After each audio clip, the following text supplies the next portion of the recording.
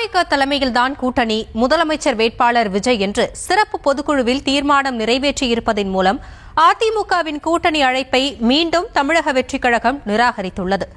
விஜய் எப்படியாவது கூட்டணிக்கு வந்துவிடுவார் என்று மலை போல நம்பிக்கொண்டிருந்த அதிமுகவிற்கு விஜயின் முடிவு பின்னடைவாக பார்க்கப்படும் நிலையில் தமிழகத்தில் 2026ஆம் ஆண்டு நடைபெறும் சட்டமன்ற தேர்தலில் 4 முனை போட்டி உருவாகியிருப்பது உறுதியாகியுள்ளது. தமிழக வெற்றிக் கழகத்தின் மக்கள் விரும்பும் முதல்வர் வேட்பாளர் நம் வெற்றி தலைவர் அவர்கள் தலைமையில் 2026 2 பேருக்கு நடுவில் தான் போட்டியே.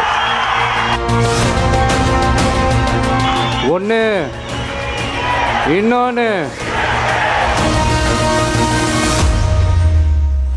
ஆரம்பத்திலிருந்தே அதிமுக தாவேகா கூட்டணி கைகூடுமா என்று எதிர்பார்த்து காத்திருந்தவர்களுக்கு தாவேகா சிறப்பு பொதுக்குழு பெருத்த ஏமாற்றத்தை கொடுத்திருக்கிறது என்றுதான் சொல்ல வேண்டும். விஜய் கட்சி தொடங்கியதிலிருந்தே அதிமுக கூட்டணிக்கு விஜய் செல்ல வாய்ப்பு இருப்பதாக பரவலாக பேச்சு அடிபட்டது. ஆனால் திமுக தாவேகா இடையேதான் போட்டி என விஜய் பேச தொடங்கியதிலிருந்து அதிமுகவுடன் கூட்டணிக்கு வாய்ப்பு இல்லை என சொல்லப்பட்டு வந்தது. அதோடு ஒவ்வொரு முறையும் அதிமுகவுடன் விஜய் கூட்டணி என யூகமாக தகவல் வெளியாகும் போதெல்லாம் தாவேகா சார்பில் மறுப்பு அறிக்கைகளும் கூட வெளியாகின. இவையெல்லாம் கரூர் துயர சம்பவத்திற்கு முன்பு நிகழ்ந்தவை. ஆனால் கரூர் சம்பவத்திற்கு பிறகு மீண்டும் அதிமுகவுடன் தாவேகா கூட்டணிக்கு செல்லும் என கணிக்கப்பட்டது. கரூர் சம்பவத்தில் தாவேகாவுக்கு ஆதரவாக அதிமுக பேசியது. அதிமுக கூட்டங்களில் தாவேகா கொடிகள் பறந்தது. தாவேகா கொடிகளை பார்த்து எடப்பாடி பழனிசாமி உற்சாகம் அடைந்தது என காட்சிகள் மாறியதோடு தேசிய ஜனநாயக கூட்டணியில் விஜய் இணைய வாய்ப்பு இருப்பதாக பேச்சுகள் ரெக்கை கட்டி பறந்தன. இன்னொரு பக்கம் தங்களது கூட்டணிக்கு தாவேகா வர வேண்டும் என அதிமுக முன்னாள் அமைச்சர்கள் வெளிப்படையாக அழைப்பு விடுத்ததோடு மீண்டும் திமுக ஆட்சிக்கு வந்தால் ஆண்டவனால் கூட தாவேகாவை காப்பாற்ற முடியாது என்று பேசியிருந்தார் ஆர்பி உதயகுமார். இவ்வாறு கரூர் சம்பவம் மூலம் துவண்டு கிடக்கும் தாவேகாவை தங்கள் பக்கம் இழுக்க அதிமுக மீண்டும் முயற்சித்தது.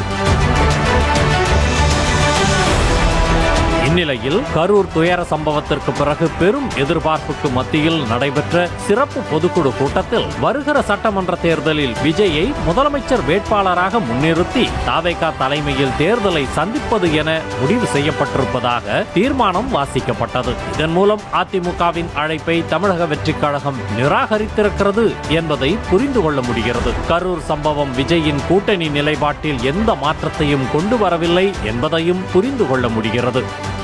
தமிழக முழுவதும் கோடானா கோடி மக்களின் பேராதரவு பெற்று முதன்மை சக்தியாக திகழும் தமிழக வெற்றிக் கழகத்தின் மக்கள் விரும்பும் முதல்வர் வேட்பாளர் நம் வெற்றி தலைவர் அவர்கள் தலைமையில் 2026 சட்டமன்ற தேர்தலை சந்திப்பது என்றும் தேர்தல் கூட்டணி தொடர்பான அனைத்து முடிவுகளும் எடுக்கும் முழு அதிகாரத்தை கழக தலைவர் அவர்களுக்கே வழங்கி கூட்டம் பொதுக்குழு ஒப்புதல் அளிக்கிறது.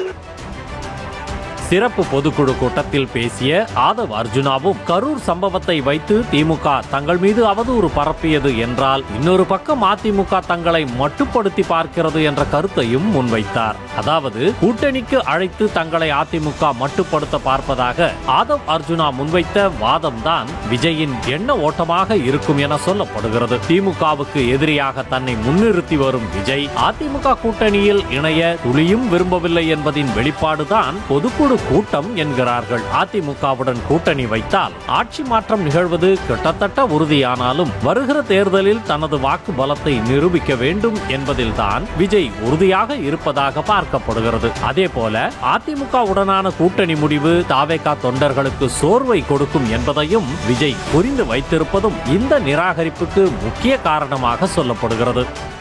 இப்பவும் சொல்றேன், 2026 2 பேருக்கு நடுவில் தான் போட்டியே. ஒன்று இன்னொன்று